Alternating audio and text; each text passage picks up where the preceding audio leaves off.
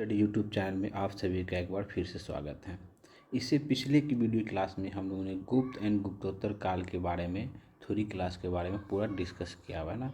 आज हम लोग उससे रिलेटेड घटना चक्र जो बुक आती है उससे रिलेटेड गुप्त एंड गुप्तोत्तर चार काल के गुप्त और गुप्त काल के बाद के काल के जितने भी MCQ क्वेश्चन बन सकते थे उसने घटना चक्र बुक से हम लोग ने उसको लिया है ना। हम लोग सॉल्व करने का कोशिश करें। वीडियो थोड़ा सा लंबा होगा है ना, कि बहुत सारा 100 प्लस 150 के आसपास क्वेश्चन है, तो ज़्यादा टाइम ना लेते हुए स्टार्ट करते हैं। आज का पहला क्वेश्चन है गुप्त वंश ने डैश अवधि तक शासन किया था। तो कितने अवधि तक शासन किया था? 319 से 500 ईस्वी तक शासन किया था। हम लोग ने थ्योरी क्लास अगर आप लोग नहीं देखे हैं तो इससे पहले कुछ रिक्वेस्ट है कि आप लोग थ्योरी क्लास का वीडियो देख लें। आपको क्वेश्चन सॉल्व करने में काफ़ी आसानी होगी, सहज फील होगा। तो उसमें एक चीज़ हम लोग देखे थे ना, 319 ईस्वी में ही ना चंद्रगुप्त प्रथम ने क्या गुप्त साम्राज्य चलाया था ना। तो गुप्त साम्राज्य इस सब हम लोग डिस्कस कर चुके हैं थ्योरी क्लास की वीडियो में। फिर देखते हैं नेक्स्ट क्वेश्चन क्या है। निम्नलिखित शासकों में से किस एक ने ना 4 अश्वमेध यज्ञ कराए? कितने? तो 4 है ना। 4 अश्वमेध यज्ञ कौन का है? तो वाकाटक शासक थे। क्या है? प्रवरसेन प्रथम ने किसके शासक थे ये? तो वाकाटक के शासक थे। इसने 4 अश्वमेध यज्ञ करवाए थे ना। इसके बारे में ध्यान रखना है। नेक्स्ट क्वेश्चन ये भी बहुत इंपॉर्टेंट है। भारत का नेपोलियन किसे कहा जाता है ना। हम लोग थ्योरी क्लास में इसके बारे में विशेष रूप से चर्चा कर दी है ना। विसेट स्मिथ द्वारा है ना। विसेट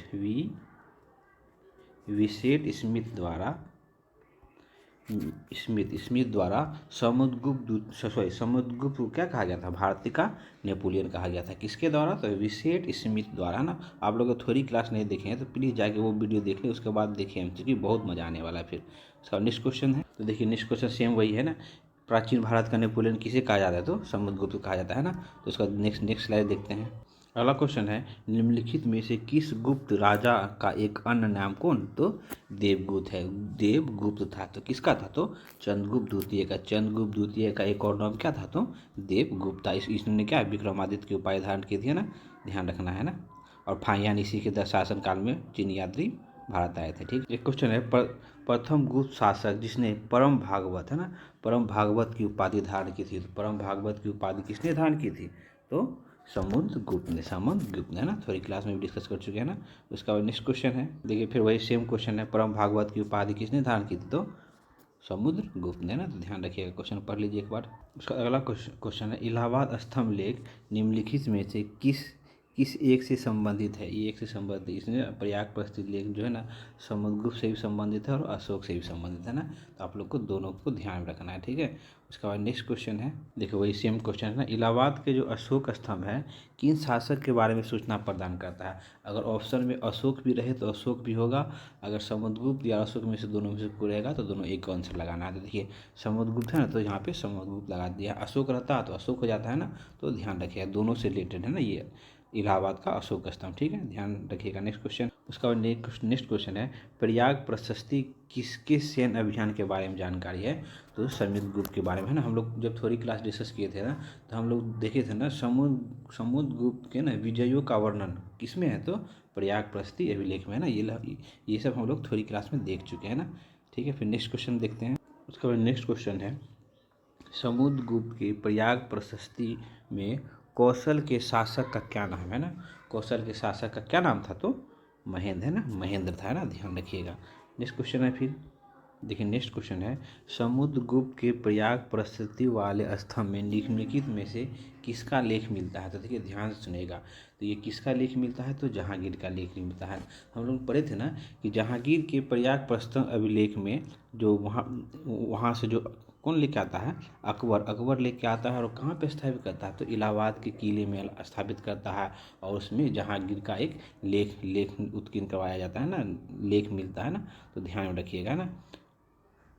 पृथ्व्या प्रथम वीर है ना। पृथ्व्या प्रथम वीर की उपाधि किसने धारण की? किसकी उपाधि थी? ये तो समुद्रगुप्त की उपाधि थी ना।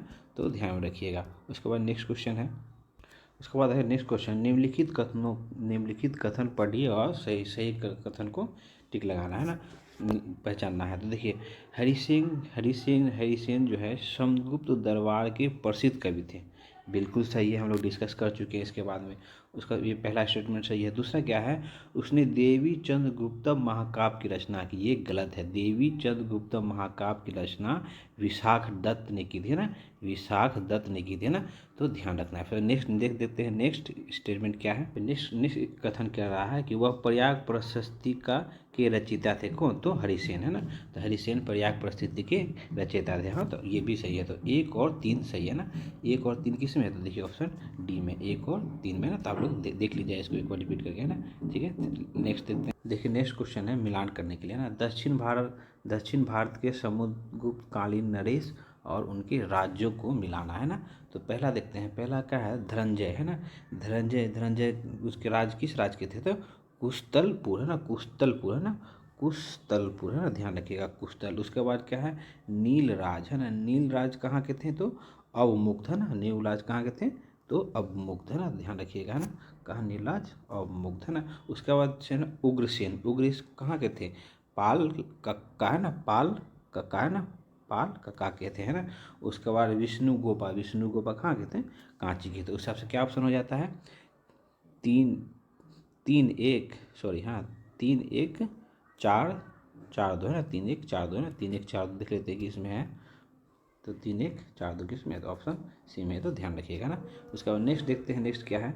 अगला क्वेश्चन है, दिल्ली के, है ना, दिल्ली के कुब्बत उल इस्लाम मस्जिद के प्रांगण में जो उन्नत प्रसिद्ध लोह स्तंभ है वो किसकी किसकी स्मृति पे है ना, किसकी है? तो ये राजा चंद की स्मृति पे है। दिल्ली के मेहरौली, है ना, ध्यान सुनिएगा, दिल्ली के मेहरौली नामक स्थान में मेहरौली लोह स्तंभ लेख प्राप्त हुआ है, जो वर्तमान में कुतुब मीनार के समीप है। और ये राजा चंद, है ना, राजा चंद नामक राजा का उपलब्धियों के बारे में इसमें वर्णन किया गया ना। ठीक है, ध्यान रखिएगा। उसके बाद नेक्स्ट क्वेश्चन देखते हैं, कौन से राजवंश, है ना, राजवंश हुनों के आक्रमण से अत्यंत विचलित हो गया था? हुनों के आक्रमण से अत्यंत विचलित कौन हो गया था? तो गुप्त, है ना। गुप्तों के शासनकाल में ना प्रथम हुन आक्रमण हुआ था। और उस टाइम शासनकाल किसका चला था? तो स्कंद गुप्त का शासन चला था। स्कंद गुप्त ने क्या हुनों को बुरी तरीका से पराजय करता है ना। उसके बाद नेक्स्ट देखते हैं, नेक्स्ट क्या है? हुनों ने भारत पर जब आक्रमण किया था तो उस समय किसका शासन था? मतलब क्वेश्चन पूछने का तरीका ये है। तो किसका था? तो स्कंदगुप्त के शासन काल में ना। हुनों का जो आक्रमण हुआ था किसके? स्कंदगुप्त के शासन काल में ना। अभी हम लोग जस्ट इसे रिलेटेड देखिए क्वेश्चन है। नेक्स्ट क्वेश्चन फिर है, नेक्स्ट क्वेश्चन देखिए क्या है। निम्नलिखित में से किस गुप्त शासक ने हुनों पर विजय प्राप्त की थी? किसने? तो स्कंदगुप्त ने प्राप्त की थी ना। नेक्स्ट क्वेश्चन है, अगला क्वेश्चन देखिए सेम है ना। गुप्त सम्राट जिसने हुनों को पराजित किया, तो किसने पराजित किया बताइए आप लोग? तो स्कंदगुप्त ने किया ना। फिर नेक्स्ट है, ये जो MCQ है ना वो घटना चक्र का पूरा हम लोग कराते हैं ना। तो उसी से क्वेश्चन जो है ना किस किस एग्जाम में रिपीटेड रहते हैं, तो उसको मैं हटाया नहीं जाना, उसी में इंक्लूड कर देता ताकि आपको प्रैक्टिस में वो क्वेश्चन ज़्यादा से ज़्यादा ध्यान में रहे ना। उसका देखिए नेक्स्ट क्वेश्चन है सेम है, इनमें से किस गुप्त शासक ने हुनों को पराजित किया? तो किसने? तो स्कंदगुप्त ने। यूपी में पूछा गया था, इससे पहले वाला वो BPSC में पूछा गया था क्वेश्चन, है ना। तो ध्यान में रखना है। नेक्स्ट क्वेश्चन है, किस अभिलेख से ज्ञात होता है कि स्कंदगुप्त ने हुनों को पराजित किया? तो देखिए ध्यान सुनिएगा ना, स्कंदगुप्त ने हुनों को पराजित किया तो किस अभिलेख से प्राप्त होता है? तो भीतरी स्तंभ लेख से प्राप्त होता है ना। तो भीतरी स्तंभ लेख में क्या है ना, पुष्यमित्रों और हुनों के साथ साथ स्कंदगुप्त के युद्धों का वर्णन है ना, इसे ध्यान में रखना है ना। तो ये भीतरी अभिलेख से, स्तंभ लेख से प्राप्त होता है हुनों के आक्रमण के बारे में जानकारी, है ना। उसका नेक्स्ट क्वेश्चन है, गुप्त साम्राज्य के पतन के विभिन्न कारण थे, है ना। निम्नलिखित में से कौन कारण नहीं था ना? कौन कारण है? हुनों का आक्रमण है, निरंतर हुनों का आक्रमण होने का भय बना रहता था। प्रशासन का जो है सामंतीय ढांचा, है ना, अमीर वर्गों का सामंतीय ढांचा का विकास हो, प्रभाव ज़्यादा रहता है ना। उत्तरवर्ती गुप्तों ने बौद्ध धर्म को स्वीकार करना, है ना, ये सब था ना। उसका देखते तो गुप्त समय में तो अरबों का तो आक्रमण का तो कोई जानकारी है ही नहीं। तो इनमें से कौन? डी क्या होगा? डी नहीं था ना। बौद्ध धर्म के पतन के विभिन्न कारणों में अरबों का आक्रमण नहीं होगा ना। इसके बाद नेक्स्ट क्वेश्चन देखते हैं। देखिए नेक्स्ट है, शक विजेता किसे जाना जाता है? शक विजेता किसे जाना जाता है? तो चंद्रगुप्त द्वितीय को ना शकों का विजेता कहा जाता है ना, विजेता का जाना जाता है। नेक्स्ट क्वेश्चन है फिर, ये हम लोग थ्योरी क्लास में डिस्कस कर चुके हैं ना।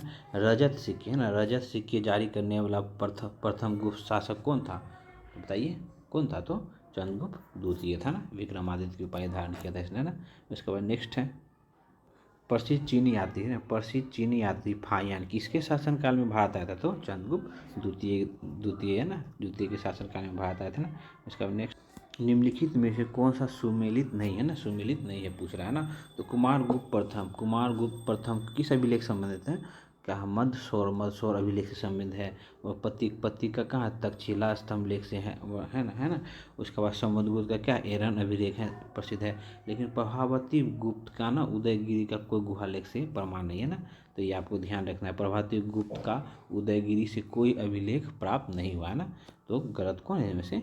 तो सी है, बाकी सब सुमेलित है ना। उसके बाद नेक्स्ट क्वेश्चन है शासक और उसके रानिया के बारे में दिया गया है ना। शासक और उसकी रानियाँ, तो मिलान करना है ना। तो पहला देखिए, पहला क्या चंद्रगुप्त है ना।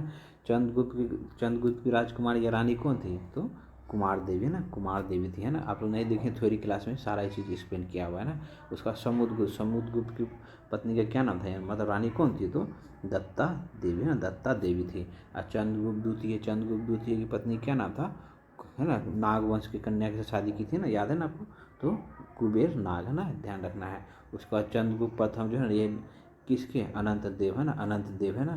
कंबद वंश के शासक की पुत्री से विवाह कराया जाता है ना, हम लोग थोड़ी क्लास में इसको देख चुके हैं ना। तो ऑप्शन क्या आ जाएगा? 3 1 2 4 है ना, 3 1 2 4। तो हम लोग देखते हैं 3 1 2 4, तो ऑप्शन ए में ही है ना। क्यों, ध्यान रखिएगा ना। फिर नेक्स्ट क्वेश्चन है, इसका बाद नेक्स्ट क्वेश्चन देखिए, गुप्त है ना, गुप्त काल में उत्तरीय भारतीय व्यापार निम्नलिखित में से किस पत्तन मतलब बंदरगाह से होता था? तो हम लोग गुप्त साम्राज्य, गुप्त के प्रमुख बंदरगाह के बारे में देखे तो कौन था? तो ताम्रलिप्ति है ना, ताम्रलिप्ति के बारे में हम लोग देख चुके हैं ना। आप लोग थोड़ी क्लास नहीं देखें तो वहाँ से जाके जरूर देख लेना, यहाँ वहाँ पे सब डिस्कस किया जा चुका है। निम्नलिखित में से कौन सा बंदरगाह गुप्त काल में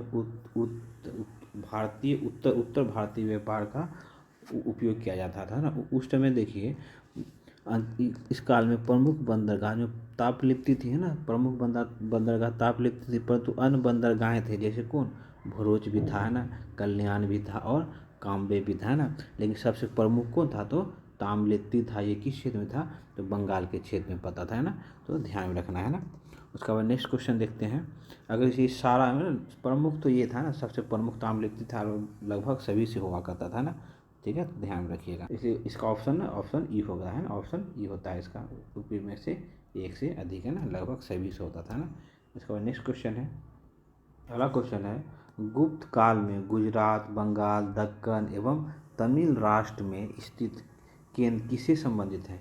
तो ये किससे संबंधित हो जाता है? तो ये वस्त्र उत्पाद के लिए ना, वस्त्र उत्पाद के लिए ये प्रसिद्ध है ना उस टाइम है ना।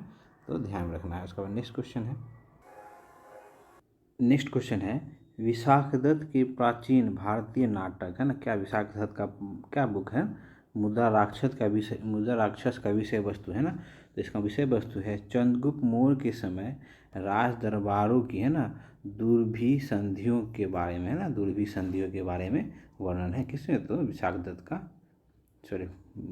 का मुद्रा राक्षस में ना। उसके बाद नेक्स्ट क्वेश्चन है, अगला क्वेश्चन है कि इनमें से कौन है ना, इनमें से कौन गुप्त काल में औषधि के क्षेत्र में कार्य के लिए जाने जाते हैं ना?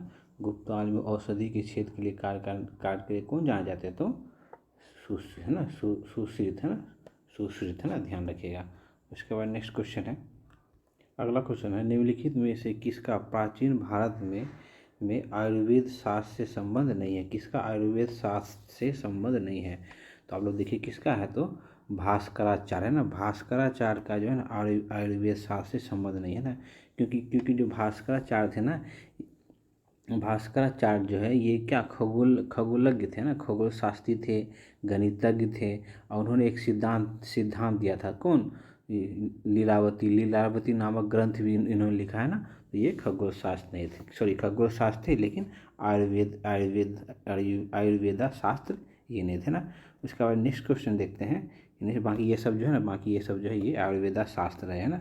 नेक्स्ट क्वेश्चन, अभी जस्ट हम लोग सेम क्वेश्चन देखे ना, लीलावती के लेखक कौन है? अभी जस्ट देखिए लीलावती की रचना किसने की? तो भास्कराचार्य है ना, भास्कराचार्य, आप लोग ध्यान रखिएगा है ना।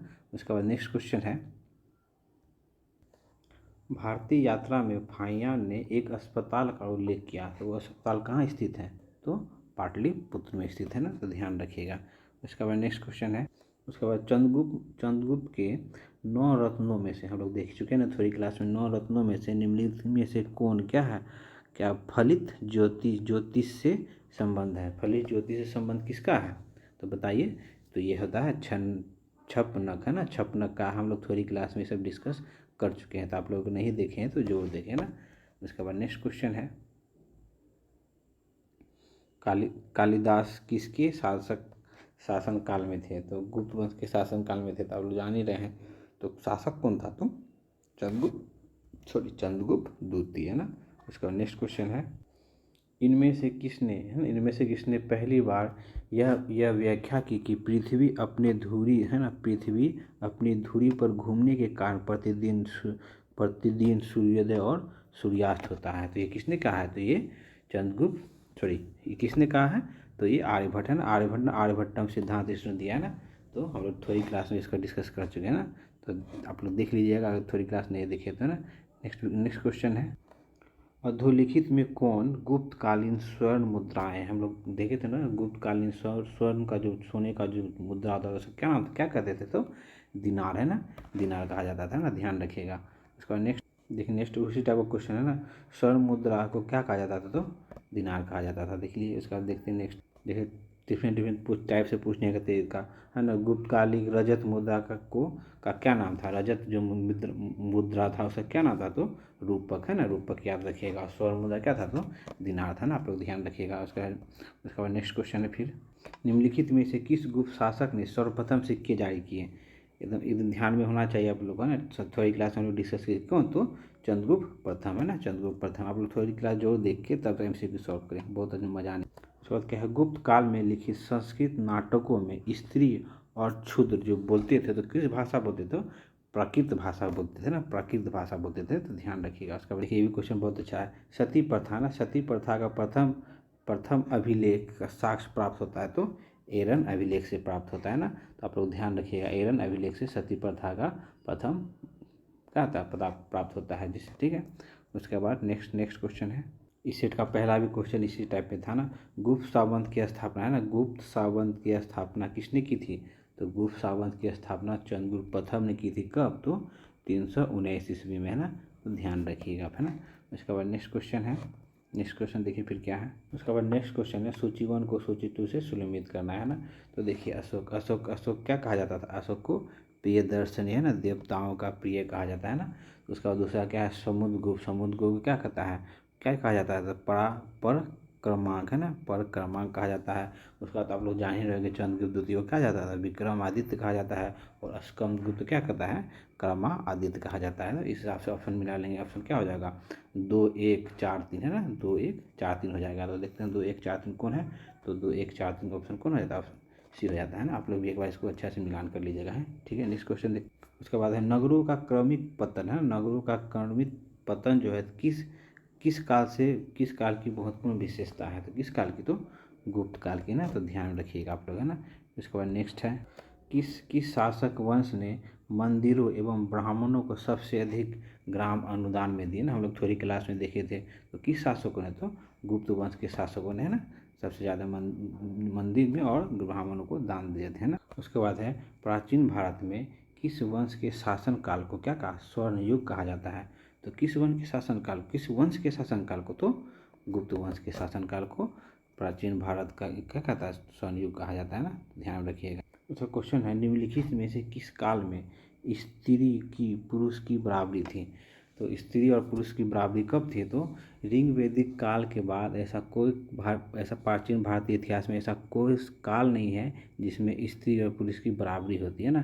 थोड़ा सा छिटफुट जानकारी देखा जाए तो गुप्त वंश और मौर्य वंश और थोड़ा सा चोरकालीन में स्थिति की मतलब स्त्रियों की स्थिति थोड़ी सी सुधरित थी, है ना। लेकिन ऋग वैदिक काल के बाद ऐसा कोई काल हुआ ही नहीं जिसमें स्त्री और पुरुष की बराबरी का अधिकार होता है, तो इसका तो इनमें से कोई नहीं, ध्यान रखिएगा, ये पॉइंट हुआ ना। उसके बाद नेक्स्ट क्वेश्चन है, उसको देखिए, गुप्त युग में भूमि राजस्व की दर कितना थी, तो हम लोग थोड़ी क्लास में देख चुके हैं ना, तो उपज का कितना, उपज का 6ठा भाग है ना, ध्यान रखिएगा। उसके बाद नेक्स्ट क्वेश्चन है, उसके बाद धर्म शास्त्रों में भू राजस्व की दर थी, तो कितना था, 1/6 है ना, ध्यान रखिएगा। उसके बाद नेक्स्ट है, हिंदू विधि द्वारा मान्य कर, है ना, हिंदू विधि द्वारा मान्य कर कितना था, तो उपज का छठा भाग, है ना, तो ध्यान रखिएगा। हम ये क्वेश्चन बहुत इंपॉर्टेंट है, एकदम ध्यान में रखिएगा ना। किस प्रकार की भूमि को, है ना, किस प्रकार की भूमि को अपृहत कहा जाता है ना, तो बिना जोती हुई जंगली भूमि को क्या कहा जाता है, अपृहत कहा जाता है ना, ध्यान रखिएगा आप लोग। देखिए क्वेश्चन, गुप्त साम्राज्य द्वारा निम्न में से किन्हें कर रहित भूमि प्रदान की जाती थी, तो किसे, तो ब्राह्मणों को, है ना, तो ध्यान रखिएगा। उसके बाद नेक्स्ट, उसके बाद है प्राचीन भारत में सिंचाई कर को कहते थे, सिंचाई को क्या कहा जाता था, विदक भागम, है ना, विदक भागम क्या होता था, ये सिंचाई कर हुआ करता था, है ना। नेक्स्ट क्वेश्चन है फिर, उसके बाद तीसरी शताब्दी में वारंगल प्रसिद्ध है किसके लिए, तो लोहे के, है ना, लोहे के यंत्र और उपकरण हेतु, है ना, वारंगल क्या था, ये प्रसिद्ध था ना, तो ध्यान रखना है। उसके बाद नेक्स्ट क्वेश्चन है, उसका नेक्स्ट है तोरमान, है ना, तोरमान, है ना, किस जाति दल का था, तो ये कौन था, तो हुन था। हुन का तो लुटेरा वर्ग हुआ था। गुप्तों के समय, है ना, हुनों का पहला आक्रमण हुआ था, उस टाइम शासक कौन था, तो स्कंदगुप्त था। और स्कंदगुप्त बहुत बुरी तरीक़ा से क्या हुनों को पराजित करता है ना, तो ये सब हम लोग थ्योरी क्लास में देख चुके हैं। इसके बाद नेक्स्ट देखते हैं क्या है, निम्नलिखित में से किसने हुन शासक कौन था, मिहिर कुल को पराजित किया था, तो किसने किया था, तो यशोवर्मन ने क्या, हुन शासक मिहिर कुल को पराजित करवाया था, है ना। उसका नेक्स्ट क्वेश्चन है, चीन तीर्थयात्री जिसने छठी शताब्दी में ना भारत का दर्शन किया, तो कौन कौन था, तो देखिए कौन था, सुंगयुंग था ना, सुंगयुंग था जिसने छठी शताब्दी में आया था ना। फैयान क्या था, फैयान ना तीसरी चौथी शताब्दी में आता है, इसिंग सातवीं शताब्दी में आता है ना, तो ध्यान रखिएगा। सुंगयुंग जो है छठी शताब्दी में भारत आता है, और इन्होंने क्या करा, बौद्ध धर्म की प्रतिमाओं को एकत्र करता है ना, ठीक है। उसके बाद नेक्स्ट क्वेश्चन देखते हैं फिर, तो देखिए सेम क्वेश्चन है, चीनी यात्री सुंगयुंग, है ना, जो भारत की यात्रा करता है, कब करता है, तो छठी शताब्दी में। हम लोग जस्ट देखे अभी पिछला क्वेश्चन में, तो 515 से 520 ईस्वी, है ना। और ये जो आता है ना, तो ये क्या करता है, ये बौद्ध धर्म की प्रतिमाओं को एकत्र करता है ना, तो ध्यान रखिएगा ना अपनी यात्रा में। उसका नेक्स्ट क्वेश्चन है, उसका नेक्स्ट क्वेश्चन है, बौद्ध सम्राट स्वयं को देवी अधिकार का दावा करता था, एकदम सही है, हम लोग थोड़ी क्लास में इसको देख चुके हैं ना। और इसका प्रशासन जो है नितांत केंद्रीकृत था, नहीं ये नितांत क्या केंद्रीकृत नहीं था। उन्होंने भूमि दान देने की परंपरा का क्या विस्तार किया, हम लोग देखे थे ना, भूमि दान देने की सबसे ज़्यादा विस्तार इसी के टाइम होता है। तो कौन ऑप्शन से आता है, 1 और 3, 1 3 ऑप्शन सी क्या है, सही है। इसका नेक्स्ट क्वेश्चन देखते हैं। ये चैप्टर ना फ्रेंड्स थोड़ा सा बड़ा है ना, तो पेशेंस रखिए और जोर देखिए ना, देखना पूरा देखते रहिएगा। अगर शुरू लगे तो स्पीड करके जोर देखिए, लेकिन काफ़ी इंपॉर्टेंट है, इससे एग्जाम में 1 से 2 से क्या 5 क्वेश्चन देखने को मिल सकता है ना, तो ध्यान रखिएगा। कहा जाता है, नेक्स्ट क्वेश्चन है, कहा जाता है कि शतरंज का खेल का उद्भव कहाँ हुआ, तो कहा जाता है कहाँ, तो भारत में ना, तो ध्यान रखिएगा ना, भारत में।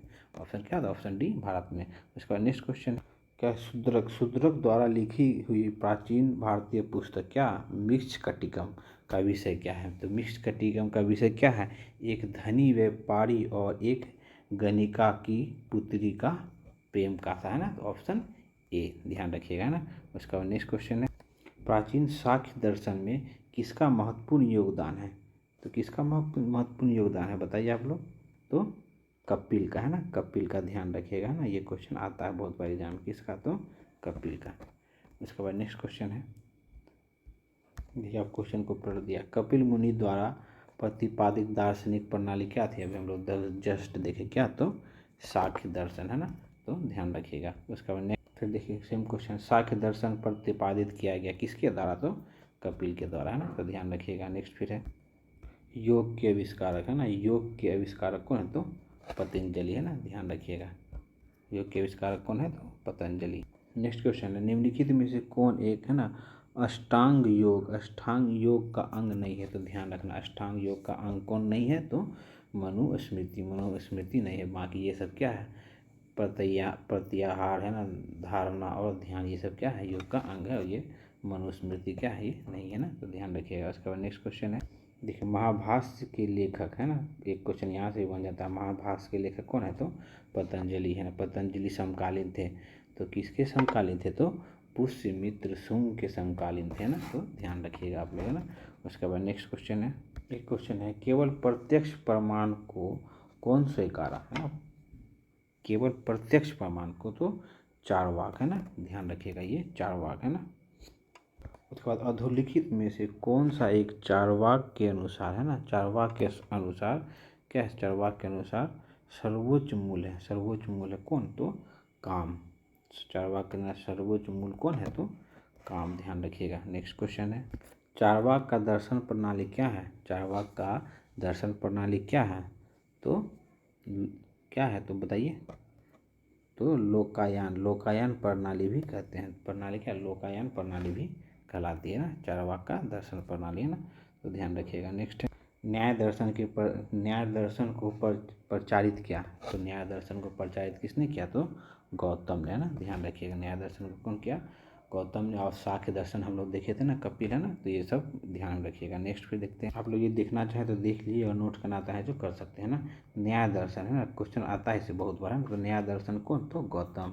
सांख्य दर्शन कौन, तो कपिल, है ना। वैशेषिक कौन, तो कणाद, है ना। और मीमांसा क्या है, तो जामिनी, है ना। ये ध्यान रखिए, ये क्वेश्चन आता है एग्जाम में, इसलिए आपको शॉर्ट में दिखा दिए हैं। उसका नेक्स्ट क्वेश्चन देखते हैं क्या, उसका मीमांसा के प्रणेता, है ना, मीमांसा के प्रणेता भी हम लोग जस्ट देखे, तो मीमांसा के प्रणेता कौन थे, तो जैमिनी, है ना, हम लोग देख लिए थे ना अभी। इस ध्यान रखिएगा, क्वेश्चन बहुत बड़ा था इससे, है ना। हम लोग जो है रिपीटेड क्वेश्चन को था हटा दे रहे हैं, क्योंकि वीडियो बहुत बड़ा हो जा रहा है ना, बहुत हो जाएगा। तो देखिए, कर्म के सिद्धांत, है ना, कर्म के सिद्धांत संबंधित, है ना, ध्यान रखिएगा, कर्म का सिद्धांत संबंधित है किससे, तो मीमांसा से, है ना। उसके बाद नेक्स्ट क्वेश्चन है, उसके बाद निम्नलिखित में से किस दर्शन का मत है कि वेद शाश्वत सत्य है, तो किसका है, तो मीमांसा का, है ना, तो ध्यान रखिएगा। उसके बाद नेक्स्ट है, उसके बाद देखिए अपूर्व, है ना, अपूर्व का सिद्धांत संबंधित है, तो ये भी किससे संबंधित है, तो मीमांसा से संबंधित है ना। तो देख रहे हैं, मीमांसा से संबंधित जितना है उसको एक जगह कलेक्ट कर लीजिए आप लोग, या ध्यान में रखिए ना।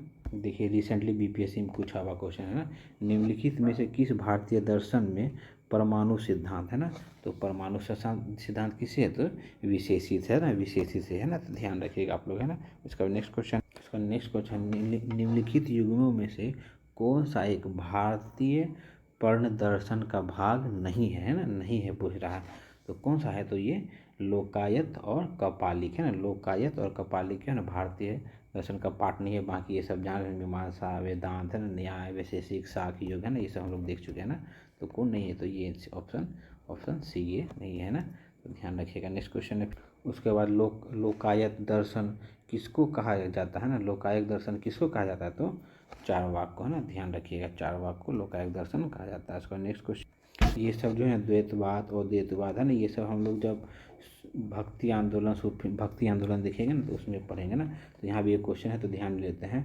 अद्वैत दर्शन के संस्थापक कौन है, तो अद्वैत दर्शन के संस्थापक कौन है, तो शंकराचार्य, है ना। हम लोग आगे भी इसके बारे में बहुत अच्छा से थोड़ी क्लास में एक्सप्लेनेशन करेंगे ना, भक्ति आंदोलन में। उसका नेक्स्ट क्वेश्चन, इसका नेक्स्ट क्वेश्चन है, शंकर के दर्शन को कहा जाता है, तो क्या कहा जाता है, तो अद्वैतवाद, है ना, ध्यान रखिएगा, और द्वैतवाद, है।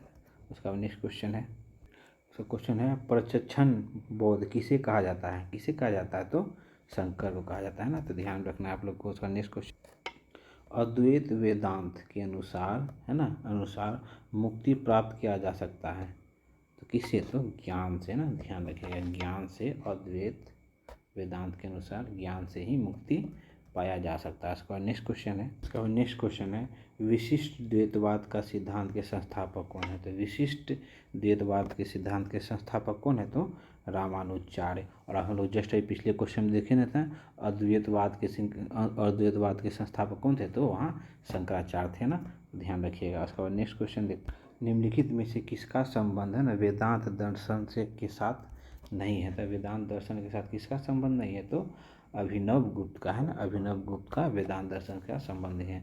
देख रहे हैं फ्रेंड्स, कितना लंबा सेट हम आप लोग के लिए करा रहे हैं ना। आप लोग प्लीज़ चैनल को लाइक करें, शेयर, सब्सक्राइब करें, शेयर जरूर करना है। उसका नेक्स्ट क्वेश्चन देखिए, बहुत अच्छा क्वेश्चन है, 107 नंबर, है ना, सही सुमेध कीजिए, विचारों को नीचे दिए कूट को सही चुनिए ना। तो विक्रम सावंत है, विक्रम सावंत कब, तो 58 ईसा पूर्व में प्रारंभ हुआ, कोई कन्फ्यूजन, एकदम सही है। शक सावंत तो 78 ईस्वी में प्रारंभ होता है ना, ठीक है।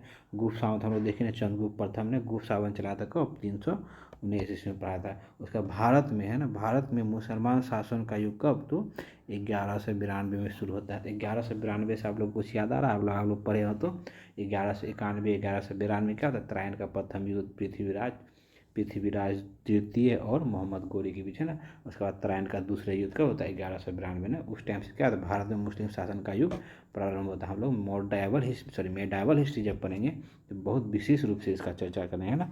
उसके बाद नेक्स्ट क्वेश्चन देखते हैं, अगला क्या है।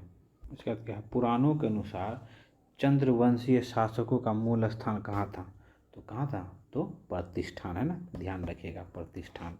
उसके बाद नेक्स्ट क्वेश्चन है, मोखरी शासकों की राजधानी पूछ रहा है क्या, मोखरी शासकों की राजधानी कहाँ थी, तो कहाँ थी वो, केजोन में ना, कन्नौज में थी, कन्नौज में थी। मोखरी शासकों की राजधानी कहाँ थी, तो कन्नौज में थी ना। एक क्वेश्चन है, हर्ष के समय की सूचनाएं किस पुस्तक में मिलती हैं, आप लोग बता सकते हैं किस पुस्तक में मिलते हैं, तो किस पुस्तक में निहित है, किसी कल्हन है, कल्हन की पुस्तक का क्या नाम है, तो राज तरंगिणी है ना, राज तरंगिणी है ना, ध्यान रखिएगा। उसी में क्या हर्ष के शासनकाल की सूचनाएं मिलती है ना, समय की है ना। उसके बाद नेक्स्ट क्वेश्चन है,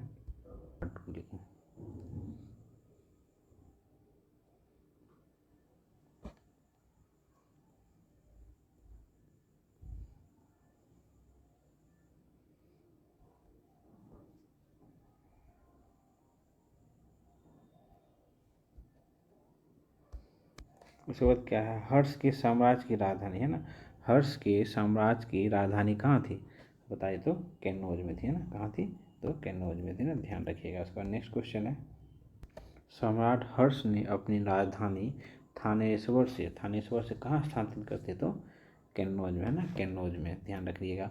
उसके बाद नेक्स्ट क्वेश्चन है, उसके बाद है, सम्राट हर्षवर्धन ने 2 महान धार्मिक सम्मेलनों का आयोजन करवाया था, तो कहाँ कहाँ, तो कन्नौज में और प्रयाग में है ना।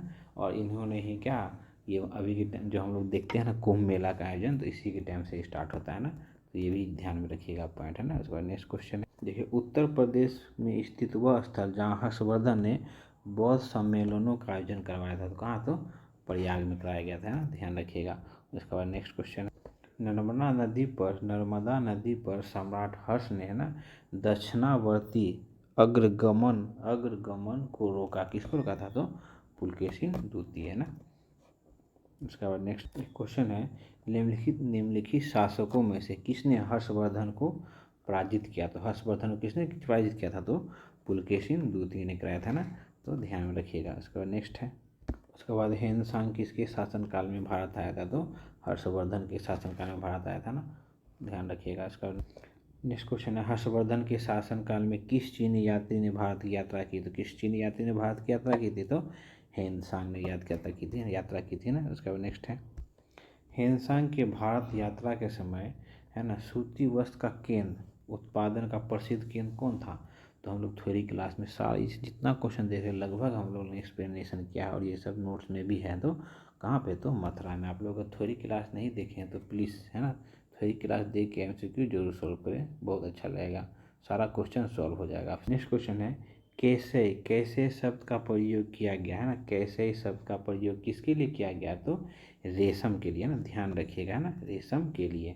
उसके बाद नेक्स्ट, चीनी यात्री हेनसांग है ना, चीनी यात्री हेनसांग किस विश्वविद्यालय में अध्ययन किया था, तो नालंदा विश्वविद्यालय में ना, तो ध्यान रखिएगा। उसके बाद नेक्स्ट क्वेश्चन इतने, आज भी भारत में हेनसांग को याद करने का मुख्य कारण है, क्या कारण है, तो हेनसांग जब अपना भारत से यात्रा करके जब चीन वापस चला जाता है तो वहाँ पे पुस्तक लिखता है, तो पुस्तक का क्या नाम है, तो CU की रचना, जिसका उल्लेख अभी भी हम लोग बहुत बार पढ़ते हैं, हम देखते हैं ना, CU के लिए ना। नेक्स्ट क्वेश्चन है, चीनी यात्री जिसने क्या भीनमाल की यात्रा किसने की थी, तो हेनसांग ने की थी ना, ध्यान रखिएगा। उसके बाद नेक्स्ट क्वेश्चन क्या है, हम लोग जस्ट ऐसा क्वेश्चन अभी सॉल्व किए ना, शियुकी नामक है ना, शियुकी नामक यात्रा विवरण निम्नलिखित में किसकी बुक है, तो बताइए किसकी बुक है, तो हेनसांग है ना, हम लोग जस्ट देखे ना अभी। इसका नेक्स्ट इसका क्वेश्चन, चीनी लेखक भारत का उल्लेख किस नाम से करता है ना, भारत का उल्लेख चीनी यात्री किस नाम से करता है, तो क्वेश्चन क्या है, सॉरी आंसर क्या होगा, यीन तू है ना, यीन तू के नाम से भारत का उल्लेख करता है कौन, तो चीनी लेखक है ना। इसका नेक्स्ट क्वेश्चन है, नालंदा विश्वविद्यालय विनाश का कारण है, नालंदा विश्वविद्यालय जो विनाश होता है उसका कारण कौन है, तो ऑप्शन के हिसाब से क्या हो जाता है, मुसलमान।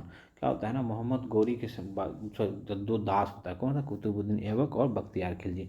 बख्तियार खिलजी ने ही नालंदा विश्वविद्यालय के को ध्वस्त करता है।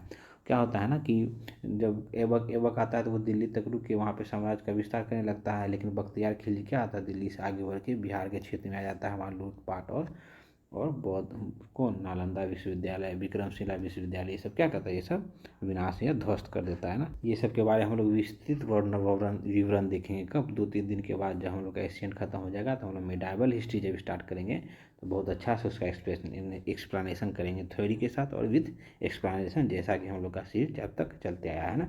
इसका नेक्स्ट क्वेश्चन देख रहे हैं क्या है, एक क्वेश्चन है, भारत में सबसे प्राचीन बिहार है ना, भारत में सबसे प्राचीन बिहार कौन है, तो बताइए, तो कौन है, नालंदा है ना, नालंदा बिहार है सबसे प्राचीन बिहार है ना। उसका नेक्स्ट क्वेश्चन, इसके बाद नालंदा कहाँ स्थित है, तो आप लोग जानते रहे कहाँ पर स्थित है, तो अपना बिहार में है ना। नेक्स्ट क्वेश्चन फिर देखते हैं क्या है, गुप्तोत्तर युग में प्रमुख व्यापारिक केंद्र है ना, गुप्तोत्तर युग में प्रमुख व्यापारिक केंद्र क्या था, तो कैनोस था, है ना, ध्यान रखिए कौन था, तो कैनोस था, है ना। उसका बाद नेक्स्ट क्वेश्चन देखिए, आदि शंकर जो बाद में शंकराचार्य बने उसका जन्म कहाँ हुआ था, तो मतलब क्वेश्चन सीधे है कि शंकराचार्य का जन्म कहाँ था, तो केरल में हुआ था। ये सब हम लोग जो है ना भक्ति आंदोलन चैप्टर में बहुत विशेष रूप से देखेंगे, इसमें एमसीक्यू गुप्त एवं गुप्तोत्तर काल का हम लोग एमसीक्यू देख रहे हैं, घटना चक्र बुक जो होता है ना उसी से देख रहे हैं, तो उसमें ये क्वेश्चन गुप्त और गुप्तोत्तर काल में दिया हुआ है।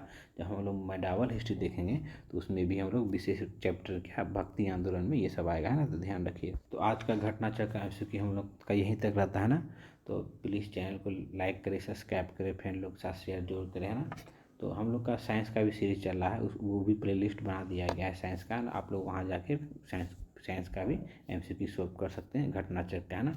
तो फिर मिलते हैं नेक्स्ट वीडियो में, थैंक यू फॉर वॉचिंग।